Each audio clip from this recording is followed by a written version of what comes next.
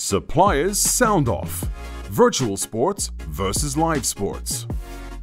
It's great to be with you for SiGMA's digital conference. In the past, I've spent Thanksgiving in Malta, attending in person. It's one of my favorite conferences around the globe. It's an opportunity for iGaming professionals to get together and talk about cutting-edge issues. What greater cutting-edge issue than the emergence of the USA as one of the leading growth markets in iGaming and sports betting around the globe? And I've been on the front line of that for the last 2.5 years, working with companies like Betfred out of the UK, who now has a huge presence in the USA, and companies like Golden Race, who are a leader in virtuals, and companies like FDJ and Sporting Solutions, and Better Logic and Scout Gaming Group. Some great companies who lead in their respective categories in iGaming, sports, and virtual sports. And to be able to be on the front line of such an expansion has been really exciting in a career that has spanned 30 years. To be able to witness the largest single growth event in the history of the United States gaming industry has been impressive. So when the organizers came to me and said, look, we would like you to talk about virtual sports versus real sports, they actually picked the topic that is my favorite and one that I'm on the leading edge of dealing with in the United States, which is how do we supplement the very vibrant live sports betting scene with a virtualized product, which has been so successful in Europe, in Africa, in really every country across the globe. And so with that in mind, obviously we know that virtual sports allows us to offer, on a basis that fills the gap between live sporting events, a rich sporting experience that, depending upon the nature of the graphics or whether it involves using fixed odds algorithms, can really approximate the feel of betting on a live sporting event, but allows the bettor to consume it when live sporting events or in-play sports betting is not otherwise available. In Europe, I know from working with Betfred that it accounts for close to 10% of their handle, which exceeds $1 billion a year in overall handle. So that's $100 million on virtuals, which is an impressive amount. I know from companies like Golden Race that offer virtuals in over 100 countries that on any given year they could be issuing $5 billion worth of tickets on virtual contests. Most of it, of course, is in the rest of the world is focused on soccer, but in the U.S., which is a new emerging market, we're starting to see its application in U.S.-style sports like three-man basketball. Of course, the more traditional virtualized sports like horse racing is something that we've seen for some time here, but it's basically a brand new market. It's brand new territory here, and we have an opportunity to see how that product, which has been so successful in Europe and Africa, can be tailored to the U.S. market. Inspired Gaming came first into the United States, and their approach was to really focus on rich graphics, really make it look almost like you're at a real sporting event.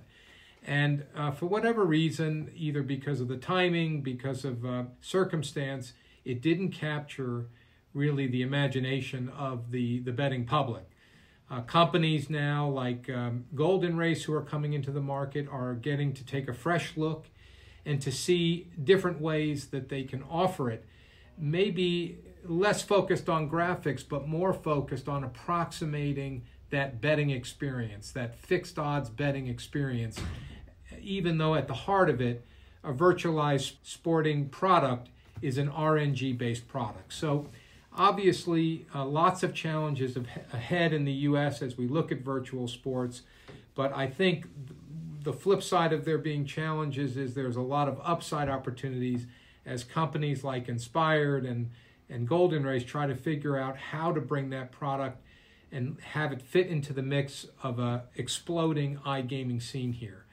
And we've been very pleased to be part of that and to work on localization and, you know, for example, Native American tribes who are new to iGaming and new to sports betting, they want products that they can introduce sports betting to their customers that are not threatening. that are easy to use, that are ways to bring them along that learning curve. And so we see a lot of opportunity to take this new class of product for the U.S. and use it as an educational tool, use it as something that can engage customers as particularly Native American casinos ramp up and grab hold of sports betting as a future content for betting in the casino and also betting online. So I suspect that the evolution will be much similar to what happened in other countries like Europe. We'll see virtualized sports be a product mix that people can engage with on a second screen, something that we can also implement, for example, in a social context by creating leaderboards, things that can work across multi-channels, whether it be in a retail space or it be online. I see a very, very rich set of applications for the product type in the U.S. That can mirror much of the success that the product type has had around the world. With that said, some of the questions that people like to ask me when talking about virtual sports have to do with, what makes a successful virtual sport product versus one that might not be as successful. Obviously, understanding the localization, understanding customer behaviors, all of this factors into it. But what I have found, particularly with Golden Race, is to the extent that it can resemble a fixed odds experience, to the extent that that can be factored into an RNG experience, that to me will be the key to success in the U.S. over time. And like a lot of product classes, I use the example in the U.S., we clung to traditional table games for many, many years. And so virtual sports and esports, these filled the gap. And so people ask me, will those trends stick as we move out of the COVID world?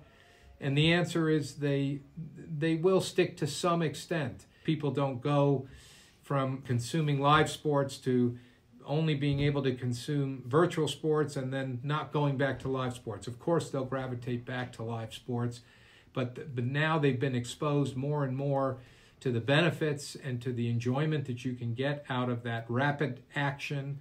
This, I think, will be an increasing trend, and I think all COVID did was put a spotlight on it. Right now in the U.S., we have a limited footprint for virtuals, and so we see a very successful path. We see regulators getting more and more comfortable with virtuals as they exist in Europe and Africa and other places. One of the most exciting elements is what virtuals can bring to the mix to supplement the rich experience we get from live sports. And virtuals isn't meant to replace it, but it's meant to sit alongside it, and I think it will play the same role in the U.S. as it's playing in the rest of the world.